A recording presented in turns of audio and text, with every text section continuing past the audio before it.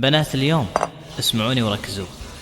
فتيات اليوم كفاكي تركاضا خلف سرابي، عودي نحو الإسلام لا تستمعي لذئابي، فالشرق دمار فيه والغرب عدو كتابي، همهم طمس الدين وكذا لفظا لترابي، قتلوا الإنسانية في أعماقهم بحرابي، هجروا الأخلاق فصاروا حيوانات في غابي،